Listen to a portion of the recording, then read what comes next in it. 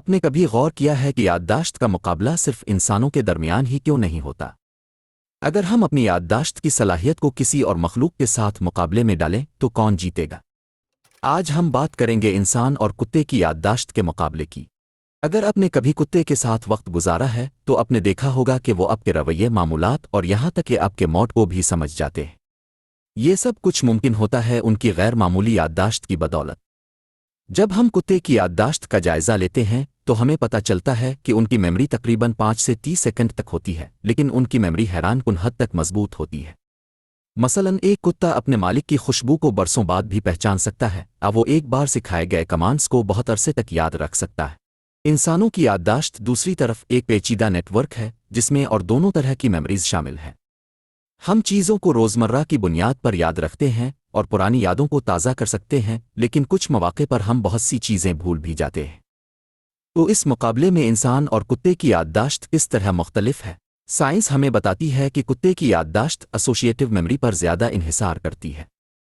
اس کا مطلب یہ ہے کہ کتا کسی خاص چیز کو کسی خاص تجربے یا واقعے کے ساتھ جوڑ کر یاد رکھتا ہے۔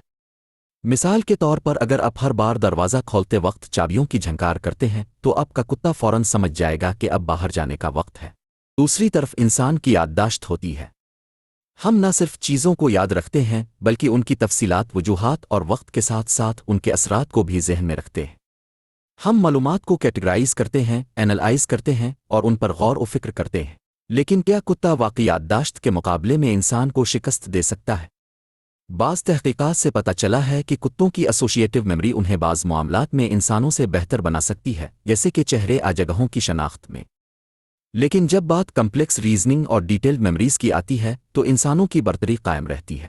یہ مقابلہ ہمیں اس بات پر غور کرنے پر مجبور کرتا ہے کہ یادداشت صرف ایک ہنر ہی نہیں بلکہ مختلف مخلوقات میں مختلف طریقے سے کام کرنے والا ایک اہم فنکشن ہے۔ کتا اپنے مالکان سے محبت اور وفاداری کی یادوں کو اپنے دماغ میں محفوظ رکھتا ہے، جبکہ ہم انسان اپنے تجربات اور سیکھے ہوئے اسباق کو سالوں تک اپنے ذہن میں رکھتے ہیں۔ آخرکار یادداشت کا یہ مقابلہ ہمیں یہ سمجھاتا ہے کہ ہر مخلوق کی یادداشت کی صلاحیت مختلف ہوتی ہے اور اس کا انحصار اس کی فطرت اور ضروریات پر ہوتا ہے۔ اور شاید یہ اختلاف ہی ہمیں ایک دوسرے کے قریب لاتا ہے، کیونکہ ہم اپنے پیارے کتوں سے کچھ سیکھتے ہیں اور وہ ہم سے کچھ سیکھتے ہیں۔